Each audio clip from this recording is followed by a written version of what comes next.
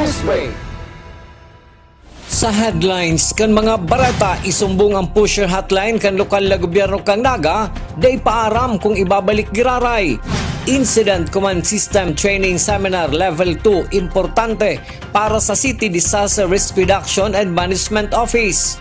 Kaso, kontra sa 50 anyos suspek sa panggagadan sa biktimang si Rosalie MUCEROS, naisaangat na sa Piskalya. Mga ma-enroll sa NAGA College Foundation College of Computer Studies, may magayon na oportunidad na naghahalat. Uwi ang mga bareta sa aldaw na ini. Ako po si Mike Angeles. Incident Command System Level 2 Seminar na pinagkukondisirkan City Disaster Risk Reduction and Management Office kang NAGA, dako lang tabang sa panahonin kasiributan. Ang detalye sa report ni Melvin Machado. Nasa ika-4 na aldaw ng ngunyan ang pinagigiwang Incident Command System Level 2 Training Seminar para sa manlain-lain na representante kan opisina kan lokal na gobyerno kang NAGA asin mga ahensya o opisina siring kang PNP, BFP, KASO 2 asin Metro Naga Water District na magiging katuwang kan syudad sa panahon ng mga pagpreparar sa kalamidad o kasiributan. Iniparte subot kang 12 o 13 pa-training na pinagtatao kang Office of the Civil Defense. Para kay City Disaster Risk Reduction and Management Office Head Reyno Rodriguez, importante na igwang grupo na may bastanteng kaaraman na magiging katuwang ang syudad ni NAGA sa panahon na pinag-aaktibar ang Incident Command System as an Incident Management Team. Nanutaran kay Rodriguez na kadaklan sa may pagkaaram sa araw kanin training si mga namamayo o may halangkausan ng posisyon. Ito po kayang training, ako po pigmawot ko kang nagdigdi po kami sa pig-assign po ako sa DRR. Ang sarong nahiling ko, mayo po talaga ning mga trainings na napigibo, especially sa mga staff. Ang permingyaon lang kadto si sa management committee. So very important po ini dahil pigi-empower ta po, nagdi-develop po kita ng mga leaders na bako lang po permi ang nasa management committee ang yaon dahil again, pag ugwa po ng mga rimalaso, may mga events po na kaipuhan, dahil po sa kaya kang nagkaperang tao lang. So, ang training na po ini ang nagtutukdo na magibo maninda, magkaugwa po sinda ning authority na mag-decide para po duman sa ikakarahay kang team na pigdi-deploy ta sa anuman na event or pangyayari na ugwa pig-aatubang ta. Ang manunodan ka mga nagpapartisipar sa sarong simanang Incident Command System Training Seminar na ini, ang magagamit man subot kang sedang kanya-kanyang ahensya. Mas marhay man subot na may tukdo ninda ang seda mga nanodan sa seda mga pag-iriba sa opisina.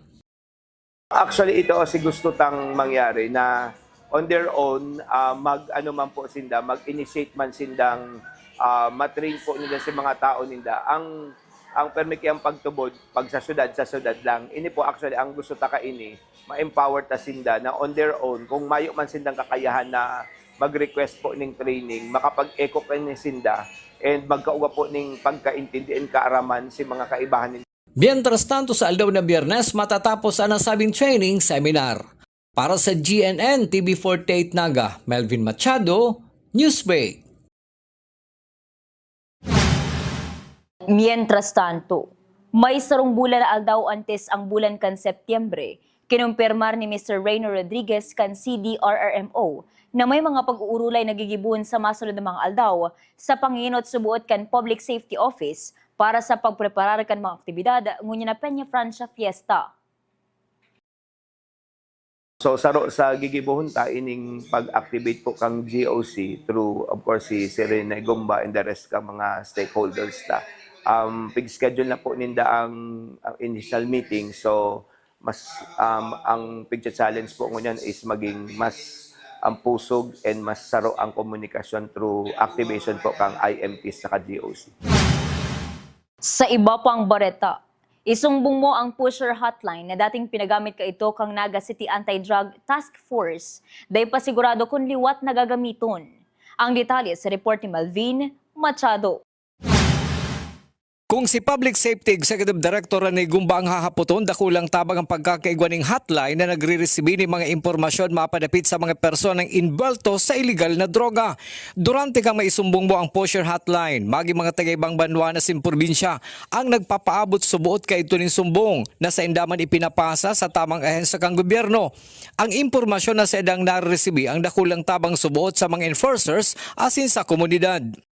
Iyo po. In fact, bako lang naga, so nagsusurumbong, pati sa mga kataid na munisipyo, kataid na probinsya, nakaarabot sa hotline ta. Kaya puntang paliwanagan na nagasan na po ini, yaw sa nadigdi ang operation mi, pero isi-share mi po ini sa provincial level or sa balyong probinsya na pinapaabutan. Iyo po, sa enforcers, dako lang bagay, so community support, so community participation. Ngunya na may bagong liderato ang Naga City Dangerous Drugs Board. Mahalat lang subot sinda kung gagamiton pag-giraray ang nasabing hotline number na ngunya nagagamit man subuot kang Public Safety Office. Yaon po si number sa Comsenta, so ginagamit ta mang-giraray so numero. Pero nagahalat po kita sa bagong leadership ngunya kang Naga City Dangerous Drugs Board. Nagahalat kita kang direction kung i-activate ito or gagamiton tagiraray or ma-set up ning bagong hotline.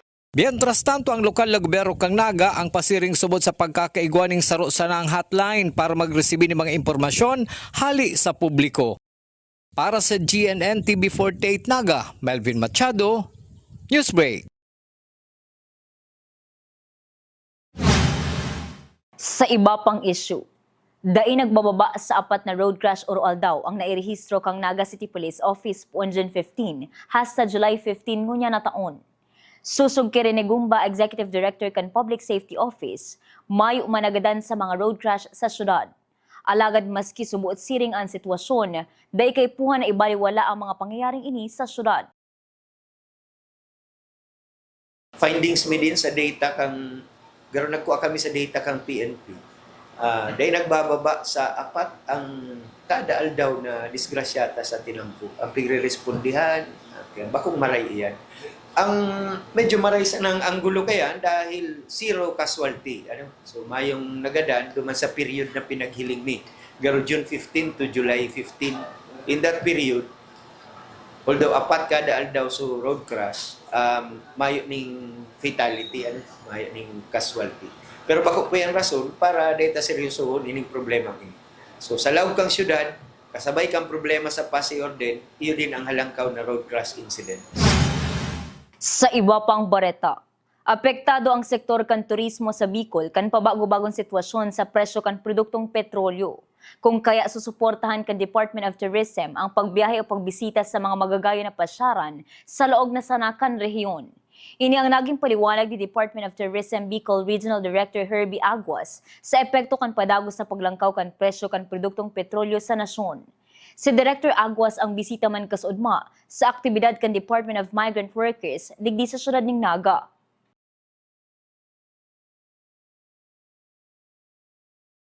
With the fluctuation ng gasolina natin, talagang affected yung pag-travel. Kaya ang mandate ng secretary namin ngayon, palakasin din yung domestic tourism. Alam mo, yung inter-province natin, yung mga taga-Kamsur, going to Albay, Albay going to Kamsur, Sorsogon, talagang maganda naman. At I can see that number one pa rin yung ng Kamsur, yung freight tourism natin, yung pinupuntahan si Mahal na Ina, yung Peña Francia, is still number one. And actually, right now, after this, I'm going to Calabanga. We're doing the Siram circuit, yung mga pagkain. Yesterday, we were in Pasacao and part of Libmanan, Cabusao, Baao, Bato. So talagang iniikot namin ang Kamsur for their food and for their culinary circuit. So para may mga bago tayong produkto sa turismo para may share natin sa mga kababayan natin. Sa samuyang pagbabalik, active shooter simulation exercise sa mga eskwelahan sa Naga nagpapadagos. Yan ang sinibapang nanginot ng mga bareta, bigilang sa GNN TV 48 Naga News Break.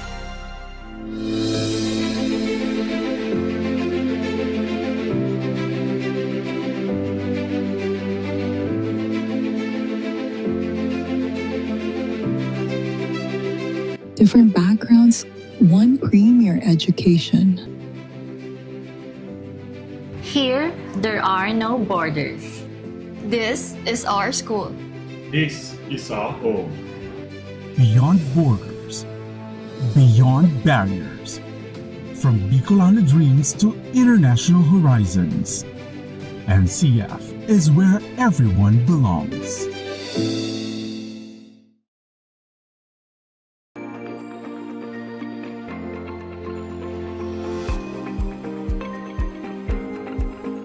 Bilang magulang, importante for me na ligtas sila at masaya sa school.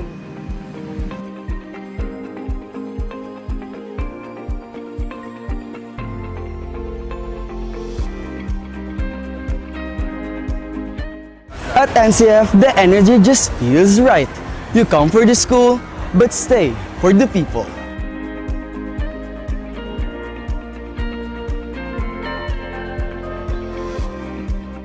Dito, we learn independence, pero solid pa rin ang support system.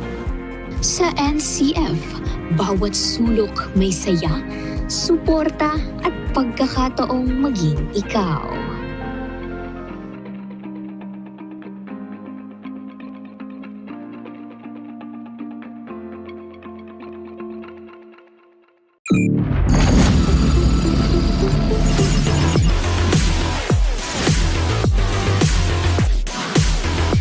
Invest in your dreams. We'll handle the innovation-powered excellence. This is how we lead the future.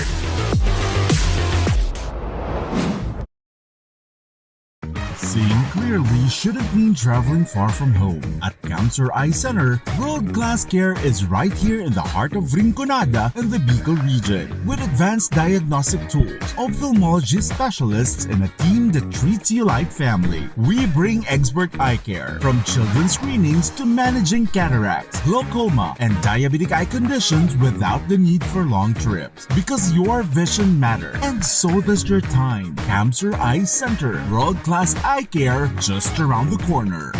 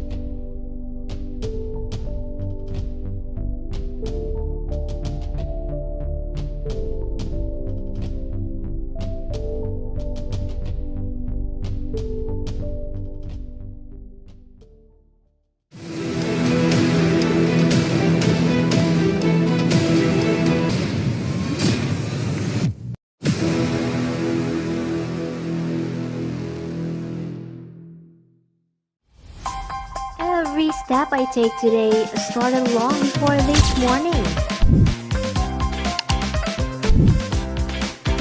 I learned to code, to think in systems, to solve problems that matter.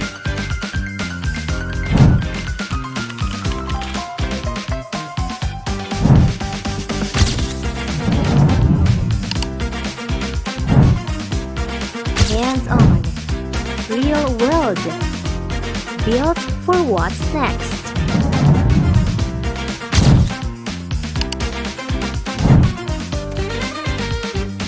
Guided by mentors, backed by quality education.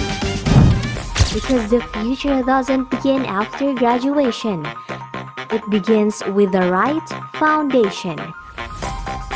Choose NCF, College of Computer Studies.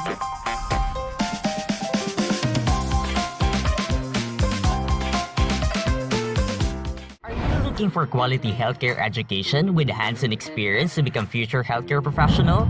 Then your journey starts here. Welcome to NAGA College Foundation, College of Health Sciences, the home of the next generation of healthcare professionals trained for excellence. Bachelor of Science in Nursing,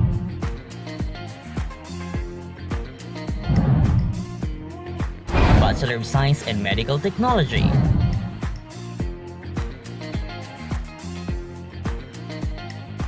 Bachelor of Science in Midwifery,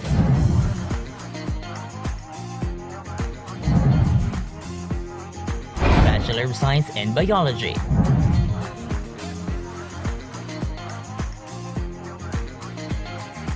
At CHS, students learn through state-of-the-art facilities, driven by artificial intelligence such as mini hospital, nursing proficiency laboratory, medical library, and ORDR simulation rooms. Guided by expert clinical instructors, we provide quality education and hands-on training to prepare students for a successful future. Setting the standard as they are the first ever in Bicol to earn Level 3 re-accreditation. NCF College of Health Sciences, your premier choice in global healthcare education. NCF, affordable quality education. Your future starts here.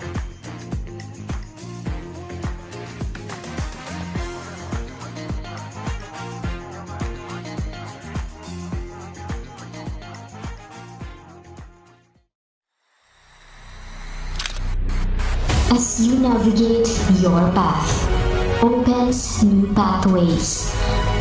In business administration,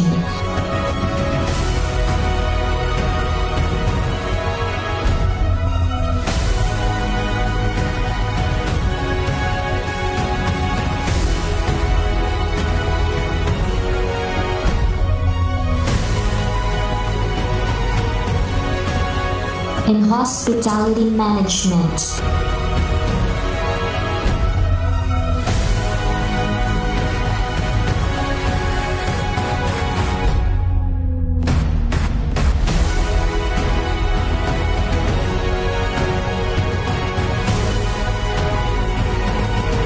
in tourism management,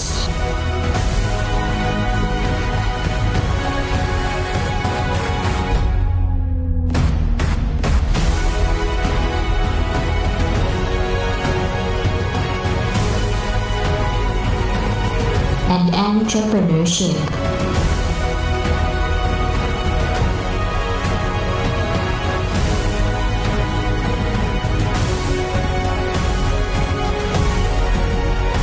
NCF College of Business and Management. Find out where you belong.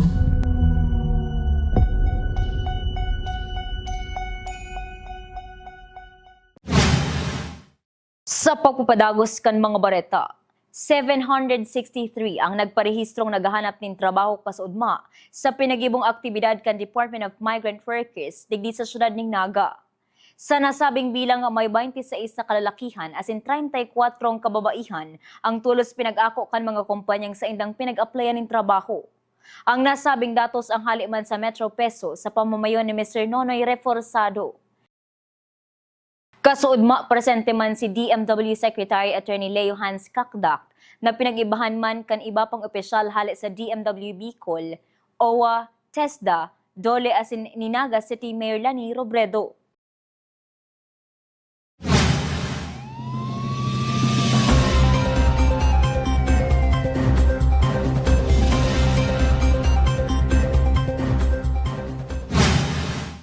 Sa police report, duwang eskwelahan na sa syudad ng Naga ang nakapagkondisir ng simulation exercise mapadapit sa active shooter. Ikinaugma kang Naga City Police ang aktibong pagpartisipar kan mga eskwelahan. Ang detalye sa report ni Cristina Valenzuela. Duwang eskwelahan pa sa nasa syudad ni Naga ang natapos kang Naga City Police Office sa pagkondisir ng simulation exercise o SIMEX para sa pagresponde sa active shooter incident. Ini ang Sabang Elementary School as in Ateneo de Naga University. Alagad igwapang mga nakaschedule na eskwelahan ang PNP para sa Padagos na SIMEX kan mga miyembros kang Naga City Police Office. Sa paagi kaini, mas napapakusog ang kakayahan kang kapulisan asin mga paratukdo na maipasunod ang marikas, organisado asin epektibong pagresponde. Natutukdoan man ang mga estudyante kung ano ang saindang gigibuhon kung may mangyari na insidente sa loob ng eskwelahan. Meron na po tayong ginanda sa Sabang, sa Tineo Dinaga, at meron pa tayong mga schools na naka-schedule. Maugma ang PNP NAGA na aktibong nagpapartisipar ang mga empleyado kang eskwelahan asin mga estudyante para makanood na ipinagpapasalamat ni Police Lieutenant Colonel Elmer Azores. Sabi pa kan PNP, dakula man ang papel kang media sa mga simulation exercise na ginigibong niyan kang Naga City Police Office. Malaking tulong po ang media sa atin sa pagtanda ng SIMEX kasi tumutulong po kayo sa sa awareness program at naipaparating natin kung ano yung mga pwedeng gawin. Talagang posibilidad sila na matuto at nakikisa sila sa atin. At ako'y nagpapasalamat sa ating mga kababayan. Kumbaga tayo ay maging handa. Mientras tanto, naipaabot naman sa Naga City Police Office ang mga concern ng mga eskwelahan sa syudad. Kaya sa rekomendasyon kan PNP, dagdagan ang mga gwardya asin i-improve pa ang seguridad sa loob asin luwas kang eskwelahan.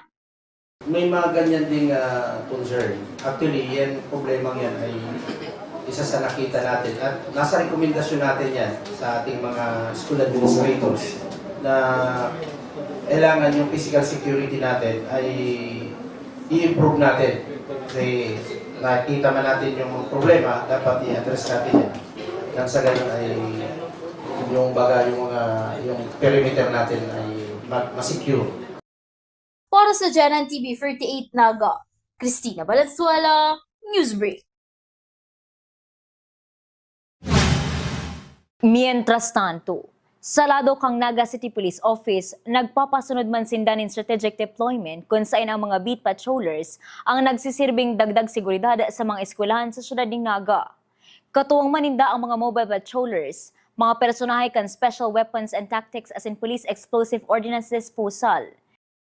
Sigun pa kay Police Lieutenant Colonel Elmer Azures, Chief kang City Community Affairs and Development Unit, ang mga schools administrators subot ang dapat magtaumanin mga trainings para sa dagdag kaaraman kan mga gwardya sa eskwelahan. Bukas ang opisina kang Naga City Police Office para magtabang sa training kan mga security guard pag-abot sa security protocols kan eskwelahan. Sa PNP, nagkakaroon po tayo ng strategic deployment.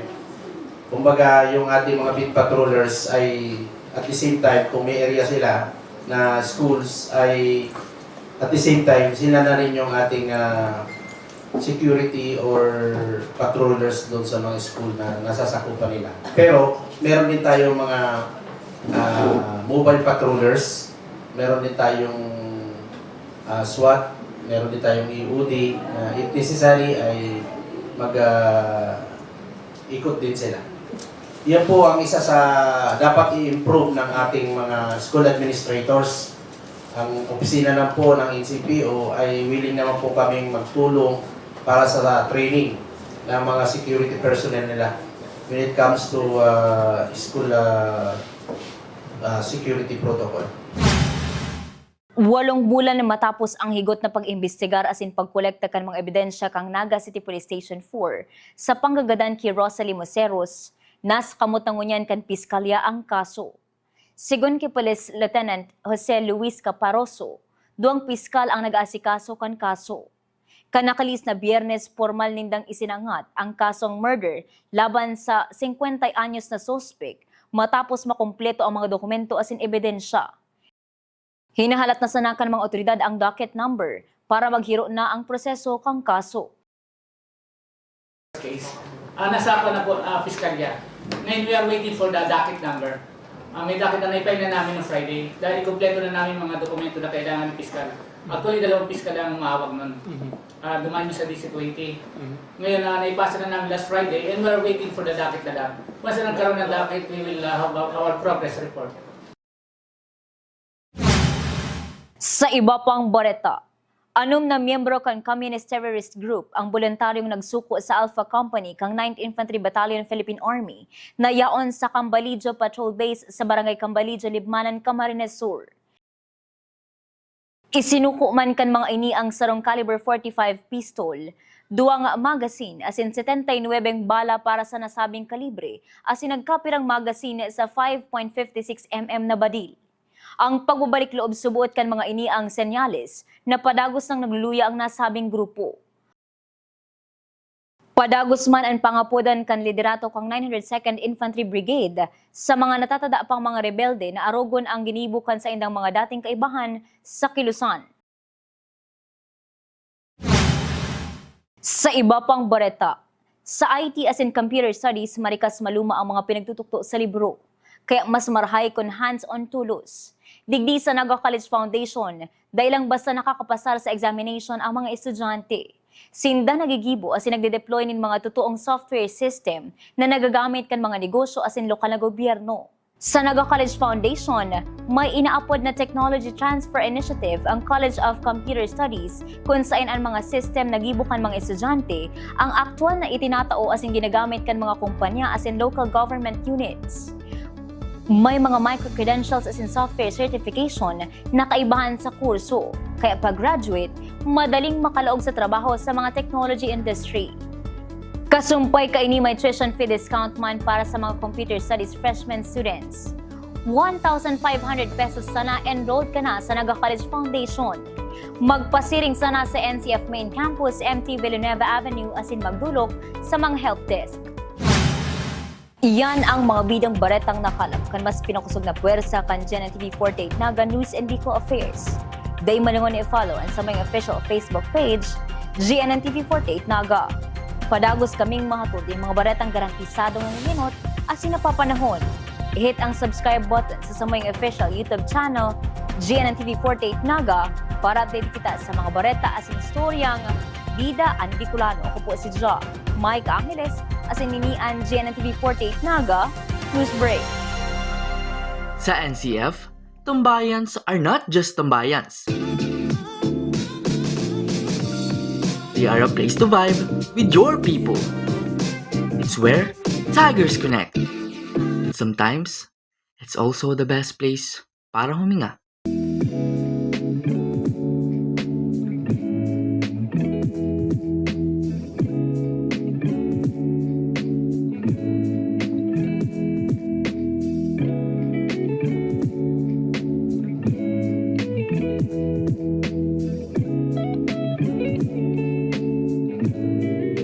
This is where our stories stay long after we leave college. The quiet witness of how we built our future.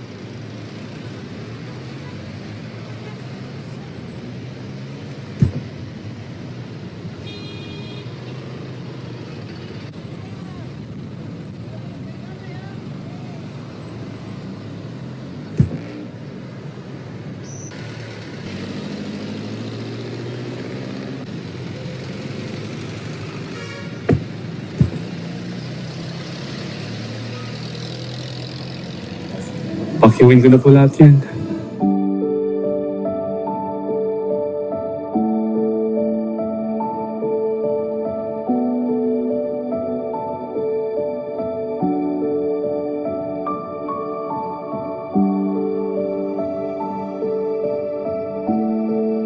Humble beginning, global end. NCF, world-class affordable education for every Filipino family. Okay guys, ipapakita akong number dito. So, sino yung gustong sumagot? Okay, anong number ta? Anong number?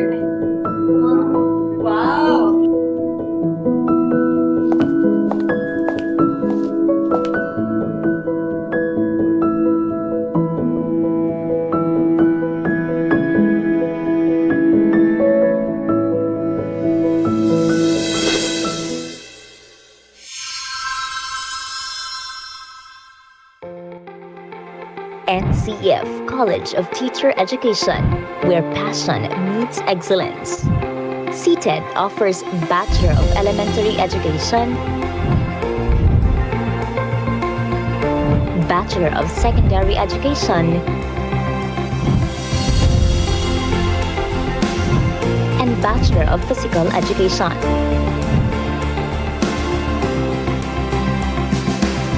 Future educators are shaped through technology-enhanced classrooms, modern science laboratories, and specialized learning spaces that support hands-on interactive instruction.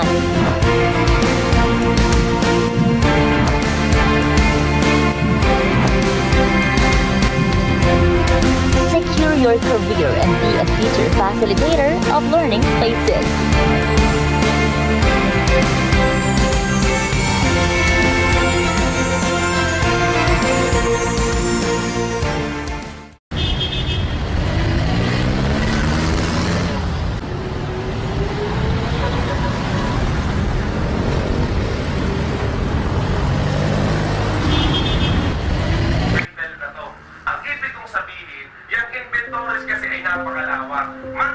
ang treatment kung sakaling trading, manufacturing, at saka service business.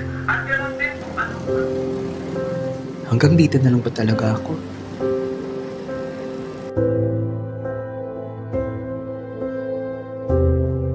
Hindi, lalaban ako. Mataas pangarap ko. Alam kong kaya ko at kakayanin ko.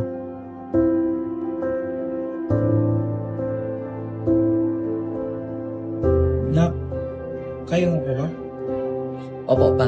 Kakayanin ko para sa pangarap.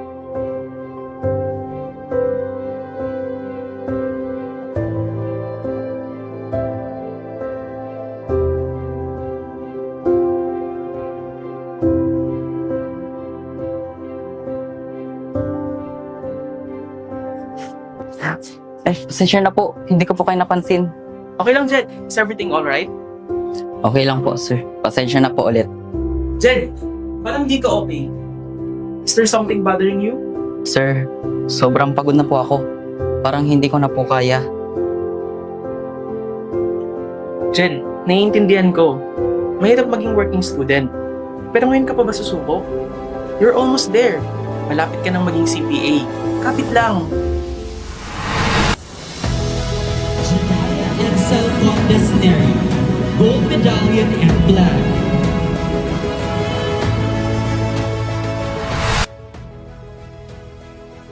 At para sa mga nangangarap na maging isang accountant, maging financial executive, o maging information system professional, Padagos lang.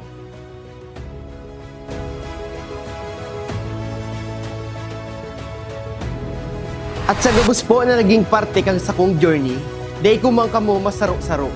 Gabos po kamo naging parte para ako maging sarong CPA. Ang Lord po ang magbalik kang biyaya na tig-share nindo sa kuya. Thank you po.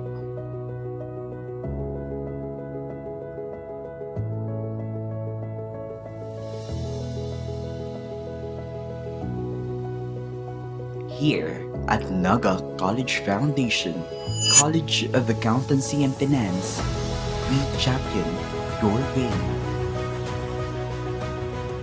Experts emphasize the need for college education that prepares students for the real demands of the workforce. Are you worried about your future? Build it with engineering.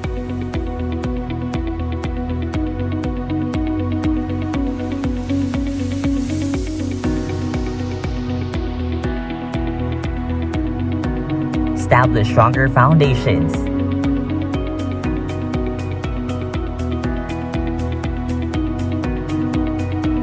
Develop the skills to design and build structures that support and strengthen communities. Develop smarter solutions. Create intelligent systems and innovative solutions for an evolving digital world. Utilize precision and technology to understand, measure, and shape the world. Here at NAGA College Foundation, we don't just develop skills and build systems, we shape engineers who think, adapt, and lead. NCF College of Engineering. Ano nga ba ang go bag? Ito ay isang halimbawa ng go bag. Maaaring ito ay isang maging backpack, duffel bag, or sa pagkakataong ito, ang aking go bag ay isang dry bag. Ano nga ba ang laman ng aking go bag? Tubig, pagkain, at gamot. Hygiene kit. Meron pa ako ditong sabon, toothbrush, toothpaste, at shampoo. Flashlights and headlamps. Advisable na magdala po tayo ng power bank. Of course, your communication device, notebooks, and other documents. Duct tape and masking tape, working gloves, first aid kit. At this moment po, naglagay po ako ng dalawang klaseng rope, raincoat. Meron po ako ditong mirror, extra batteries, whistle.